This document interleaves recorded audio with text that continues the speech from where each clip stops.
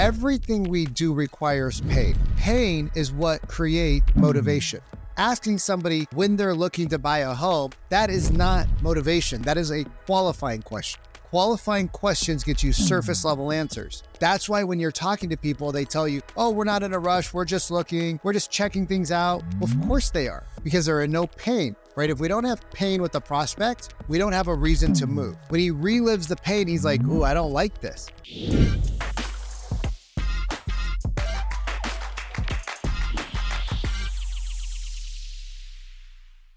The number one challenge that agents have is they don't know how to book appointments. And it's because it's hard. And we're made to believe that it's easy. We're given a book of scripts. And once we get the scripts, we are then told to figure it out. And then we are told to go out and make it happen. And that's just not how it works. Inside of a phone call, there's multiple parts. There's the opener, right? If we can't open a conversation without creating friction, we lose. But the second part of it is, how do we get the overarching goal or the reason why a prospect actually raised their hand? Most of us don't actually know why the prospect is at an open house.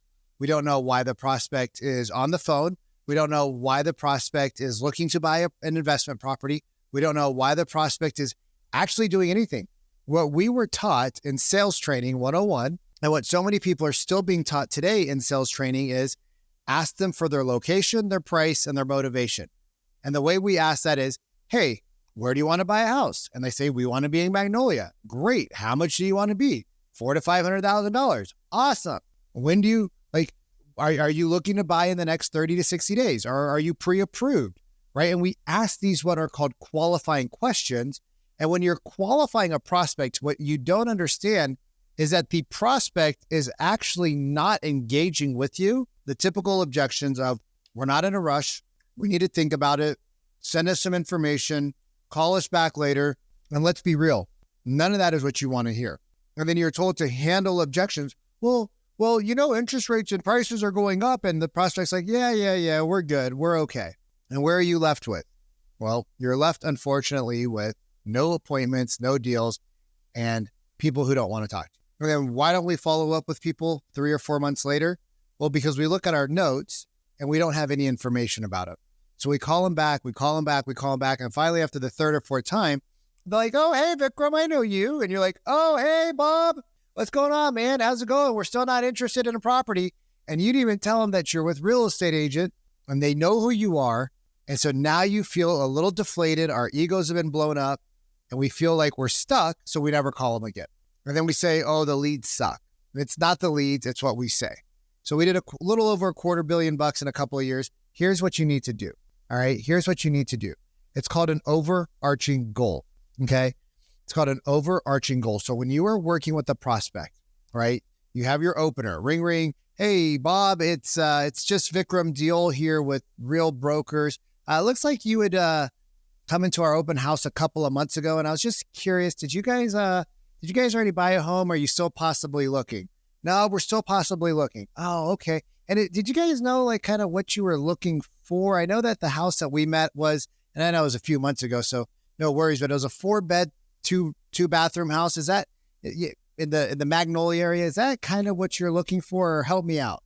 Well, we're looking for anything between 4 to 5 bedrooms, under $1 million, 2 to 3 bathrooms, updated, modern, et cetera, et cetera. They're going to tell you a whole bunch of stuff. And you go, oh, interesting. I guess like, how's that different from the home you have now, right? That's the question. How's that different from the home you have now? And they're going to give you an answer. And that answer is going to allow you to start to probe and clarify to go deeper. Because what the overarching goal allows you to do, to start opening the emotional pain, right? If we don't have pain with the prospect, we don't have a reason to move. Everything we do requires pain. You have pain in your stomach, you go to the doctor. You know that you're not feeling well, but it's not super painful, so you don't go to the doctor. Then all of a sudden, it's a really bad pain. I need to go see the doctor. You're a little overweight. All your friends say, hey, if you lost a little bit of weight, you'd feel better. Yeah, no big deal. You have a heart attack. You go to the doctor says, if you don't stop eating the way you do and start exercising, you're going to die. And so then you change your whole lifestyle and you're like, I don't want to die. Now, I mean, if you want to die, different story. Probably don't though. Pain is what creates motivation. asking somebody when they're looking to buy a home. So are you, when do you want to be in your new home by, Chris? Oh, we're not in a rush. That is not motivation. That is not pain. That is a qualifying question. Qualifying questions get you surface level answers. That's why when you're talking to people, they tell you, oh, we're not in a rush. We're just looking, we're just checking things out. Well, of course they are, because they're in no pain. If you can't allow the prospect to go back in time, right? Go back in time. Think about the movie Scrooge. The angels come and they take Scrooge through, and he's living the pain. He's going through the pain. He's reliving the pain, right? When he relives the pain, he's like, oh, I don't like this. And then when we ask them, like, how long have you had this idea of getting out of your smaller home so that you could be in the bigger home? 6 years. 6 years? Well, that's a pretty long time. Why did you want the bigger home again, though? Well, because our kids are getting bigger. The yard, back when we wanted it for a long time, but the kids were like, 0 age, newborn and 2. So it wasn't that big of a deal. Now we have a 6-year-old and we have an 8-year-old. Okay, so why is that a problem? Well, they're sharing a bedroom because our third bedroom is an office and a guest room. Oh, do you guys have guests a lot? Oh my gosh, we have our in-laws are always over helping us out because my wife and I both work. So when your wife and you both work, where do the in-laws stay?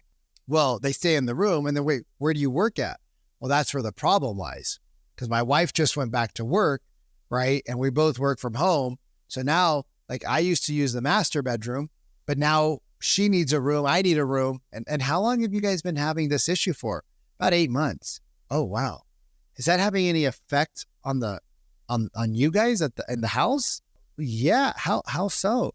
Well, we're fighting, we're arguing, we're racing to the desk in the morning because nobody wants to sit outside because, we still have the 6-year-old that's only a half a day of school and then half a rest of the day with us, small backyard. So we're just on top of each other. On top of each other? Yeah, man. You know how it is.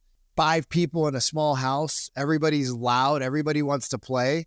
So if I'm in the living room, then everybody's got to be quiet. Because if I'm on a Zoom call or if I'm talking to my boss or I'm talking to a client or prospect or something, then I am, right? Do you see how when we build pain in our conversation, we now are able, right? When we have an overarching goal, we're now able to probe and clarify, and we're able to create pain, right? If you're talking to a seller and you go, so has not being able to sell your home, has that had any impact on your guys' household?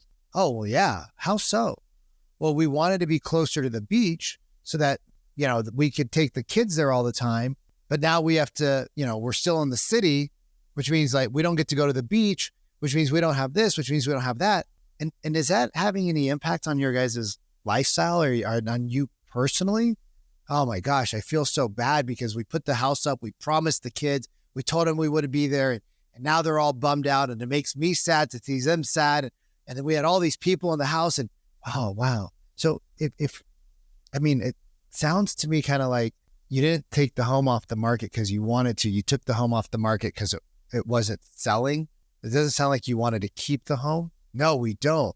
If there was a way that we could show you, right? And I'm not even sure we could help you yet without sitting down and looking at the property and the condition and everything. But there's a way that we could show you how to actually get your home sold and get you back to the beach and get the kids happy. And would that be something you would want to explore? Oh my God, yes. Okay. And then you go and book the appointment.